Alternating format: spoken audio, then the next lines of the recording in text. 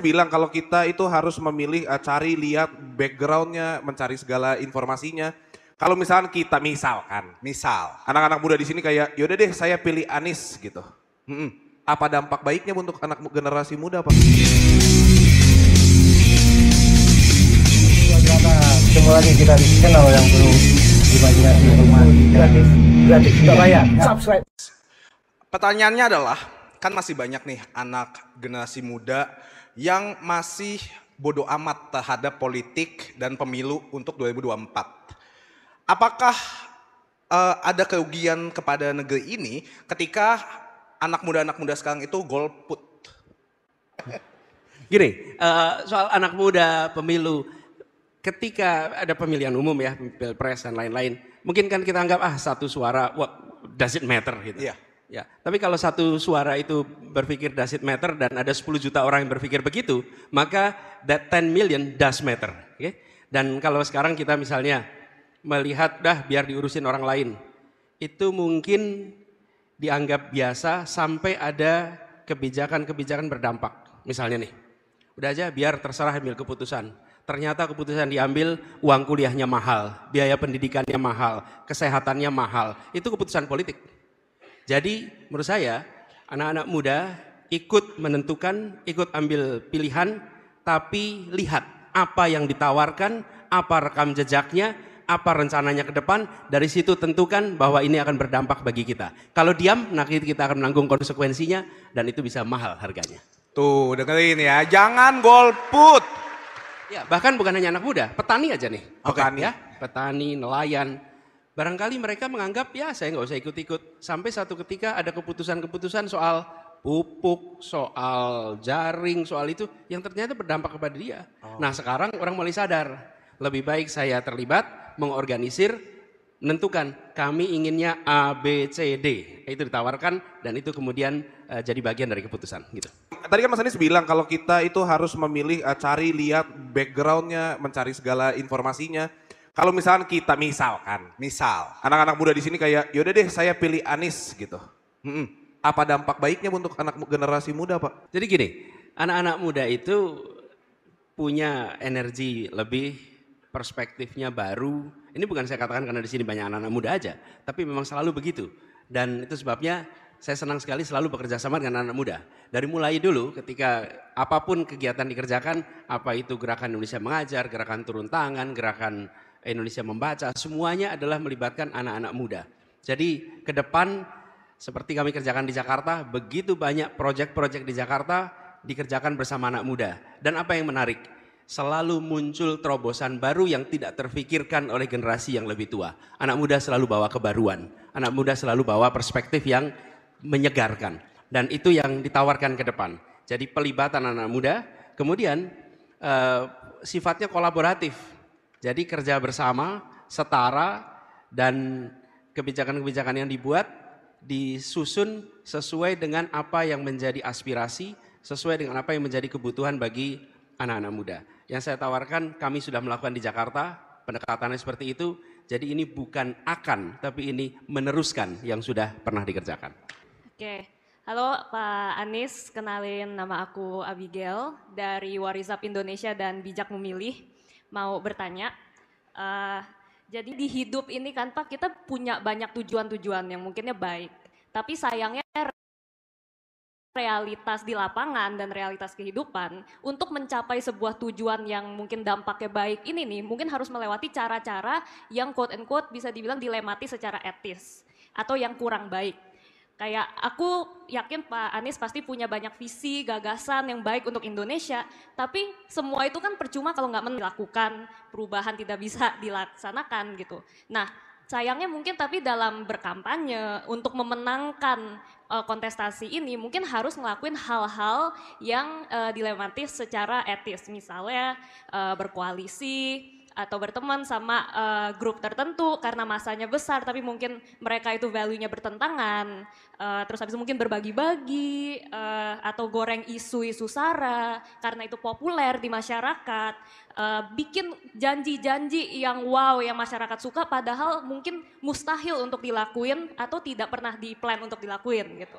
Dan waktu mungkin setelah menang, governing pun itu kan banyak kompromi yang harus dilakukan untuk supaya mungkin tujuan itu bisa tercapai. Misalnya milih menteri, menterinya apakah yang paling kompeten yang ditaruh atau harus ada titipan gitu kan. Apakah harus merem-merem dikit ke kasus korupsi kelompok tertentu. Kalau enggak nanti nggak bisa ngelakuin rencananya. Nah jadi pertanyaannya aku tuh, to what extent untuk Pak Anies hasil akhir yang diinginkan atau hasil akhir yang baik itu menjustifikasikan cara-cara yang mungkin kurang baik. Does the end justify the means to you? Thank you. Makasih Amigel. Kita hidup dalam kenyataan dan tidak hidup dalam idealita. Jadi dalam mengambil keputusan kita akan punya, kalau saya boleh sederhanakan nih, ada kuadran, 4 kuadran nih. Garis vertikal dan garis horizontal, jadi 4 kuadran. Ini yang vertikal, yang atas itu benar, salah. Ini value. Oke. Kemudian yang horizontal itu baik, buruk. Ini konsekuensi. Oke.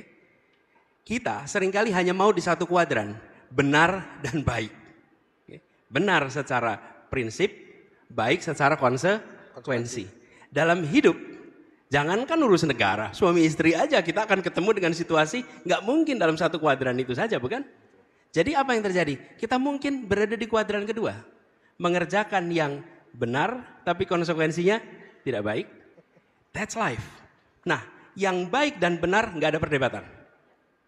Tapi yang 2 kuadran yang diagonal ini, di situ letak judgment. Dan di situ letak leadership. Di situ letak pengalaman. Di situ letak kemauan mengambil risiko. Di situ letak kepemimpinan diuji. Okay? Nah, ketika baik dan benar saja pakai SOP, udah jadi itu pakai SOP. Kenapa? Karena baik dan benar. Nah, dalam kenyataannya tadi misalnya contoh, ketika harus berdialog dengan semua kalangan. Berdialog semua kalangan. Bahkan ketika bicara pendukung itu semua spektrum. Yang diperhatikan biasanya hanya 1-2, padahal spektrum pendukung itu banyak. Nah, ketika bertugas, apa yang dikerjakan? Bertugas bukan bergantung yang mendukung, bertugas bekerja berdasarkan prinsip keadilan, kepentingan umum, akal sehat, sains, dan aturan perundangan. Itulah prinsip dalam mengambil keputusan. Dan itu yang kami gunakan. Nanti akan ketemu situasi. Harus ada aspirasi ABC untuk posisi menteri. Untuk posisi kepala ini, kepala itu, betul? Kita nanti akan ngadepin dilema tadi.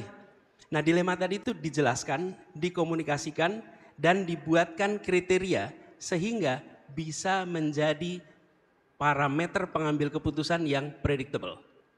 Jadi, Amigel, kita tidak berada dalam situasi hanya ambil idealita aja. Kebanyakan dari kita maunya yang baik dan benar aja tuh. Padahal dalam hidup gak mungkin hanya baik dan benar. Bahkan dilema paling sederhana gini. Jalan Sudirman itu satu arah. Satu arah. Ya. Di perempatan Semanggi ada sebuah rumah sakit di situ. Misalnya nih, terus ada kejadian kecelakaan di mana orang yang celaka harus dibawa ke rumah sakit. Dan jalannya itu macet, jalan berlawanan arah itu jalan yang kosong. Apa yang harus Anda kerjakan? Menunggu macet dan yang kecelakaan sampai ke sana terlambat, atau Anda ambil jalur yang berbeda, salah secara prinsip tapi baik secara manfaat. Anda ambil keputusan itu. Saya ambil jalan yang melawan dengan arus karena saya mau menyelamatkan orang yang kecelakaan supaya cepat sampai ke rumah sakit. That's judgment. Ya, bagus sekali poin. Dan jangan cepat-cepat. Ini the end justify the means. Sebentar. Can you argue that to someone yang sudah dying? I don't think you will argue that. Jadi jangan juga dibuat generic. The ends justify the means. Lah kalau ends-nya menyelamatkan nyawa, let's do it. Kebayang ya? Nah inilah letak judgment. Jadi saya pegang ada 4 kuadran. Yang kuadran pertama itu paling ideal. Yang kuadran di ujung diagonalnya dihindari. Yang 2 itu gunakan judgment. Dan itulah kenapa harus ada leadership. That's the answer. Pertanyaannya Pak, kalau Pak Anies bisa berefleksi 25 tahun ke belakang, kita berdemokrasi bisa dibilang ya 25 tahun, apa sih masalah utama atau biggest flaw gitu ya di dalam sistem politik atau proses demokrasi di Indonesia yang bikin banyak orang muda juga kayak oh kayaknya hasilnya gitu-gitu aja. Maksudnya proses politik itu kayak isinya diisi keruh gitu ya, kayaknya isinya orang-orang yang punya rebutan kekuasaan aja. Nah apa sih masalah di sistemnya yang sebenarnya bisa diperbaiki bersama itu Pak? Ya, keruh, rebutan dan lain-lain. Sebetulnya itu bukan sesuatu yang unik hanya di dalam politik. Ya. Jadi saya pernah ketemu teman-teman mahasiswa waktu saya masih di kampus, saya tanya, nanti kalau udah lulus mau kemana? Saya insya Allah bisnis Pak. Oh bagus, bisnis. Nggak tertarik masuk politik. Terus dia ngelihat saya itu kayak, politik gitu. Enggak Pak, saya nggak berminat ke politik. Saya tanya, kenapa? Saya juga nggak di politik, saya di kampus, dosen. Enggak Pak, politik tuh kotor. Politik tuh penuh dengan intrik. Oh oke. Kalau bisnis bersih ya? Kalau bisnis nggak ada intrik ya? Kalau bisnis aman dan damai ya? Enggak. Coba tanya, kompetisi paling ketat di masyarakat apa? Alfamart, Indomaret. Oke? Iya, itu paling ketat. Di mana mereka bikin cabang, muncul cabang berikutnya. Oke? Betul, iya. Starbucks, nomor satunya apa? Coffee Bean. Di mana-mana tuh. Kompetisi antar koran, media massa. Itu pengiriman koran, semua orang yang bekerja di koran pasti tahu. Pengiriman koran itu kompetisinya sangat ketat di bandara. Siapa datang duluan di tempat itu. Oke? Jadi kompetisi itu di mana-mana begitu. Bedanya, kompetisi di bisnis tidak masuk di koran-koran halaman depan. Oke? Iya. Tapi ketika kompetisi politik, masuk di koran-koran halaman depan. Betul sekali. Baik, itu Jadi pembedanya. maksud saya, sekarang saya tanya nih, SCTV, emang gak kompetisi sama yang lain? Kompetisi dong, lah. Idea Fest gak kompetisi dengan yang lain? Kompetisi lah. Kompetisi ada di mana-mana. Tapi tidak semua kompetisi itu diumumkan dan dibicarakan di mana-mana. Betul tidak? Betul. Jadi saya terusin dikit. NGO cari funding. Oh cari funding, kompetisi juga. Kompetisi is everywhere. Nah, lalu apa yang kemudian reflektif nih? Kita sudah melakukan demokratisasi, dimulai puncak perjuangannya tahun 98. Kenapa saya katakan puncak perjuangan? Karena perjuangan menuju demokrasi itu bertahun-tahun. Di 98 ketemu momentumnya. Kemudian terbuka pintu itu. Ada demokratisasi. Apa yang terjadi? Desentralisasi dilakukan. Otoritas yang asalnya di tangan Jakarta digeser ke daerah. Oke, itu satu aspek. Yang kedua, yang asalnya berpusat di satu partai menjadi multi partai. Oke, yang asalnya terpusat di satu institusi presiden menjadi multi institusi di Indonesia ini. Ada DPR, ada BPK, ada semua tuh. Yang asalnya terkunci di dalam satu. Jadi aspek pembukaan kekuasaan itu lengkap. Pemilu yang asalnya pasti partai yang menang itu satu itu, kemudian berubah menjadi tidak jelas siapa pemenangnya. Kan itu terjadi karena pemilu. Nah, apa yang missing di situ? Kalau menurut hemat kami salah satu, bukan satu-satunya, salah satu yang missing adalah political party financing. Political party financing. Karena kita tidak mereform itu. Kita nggak mereform. Bikin Idea Fest ini ada ongkosnya tidak? Ada. Ada biayanya. Mengoperasikan kantor ada biayanya. Mengoperasikan organisasi ada biayanya. Nah, mengoperasikan organisasi politik itu tidak direform bagaimana kita membiayainya. Apa yang terjadi? Orang-orang yang berada di partai politik harus cari uang sendiri untuk membiayai itu. Semuanya harus mencari uang sendiri. Dan apa yang terjadi? APBN, APBD di mana-mana. Kemudian kita lihat ini di DPRD, di DPR, semua harus mencari aktivitas-aktivitas yang mungkin memberikan return. Ya bukan kemudian mengambil kasar, bukan. Tapi selalu ada potensi di mana ruang untuk fundraising dan lain-lain itu tidak terbuka. Nah menurut saya, Indonesia bukan satu-satunya negara yang menghadapi demokratisasi.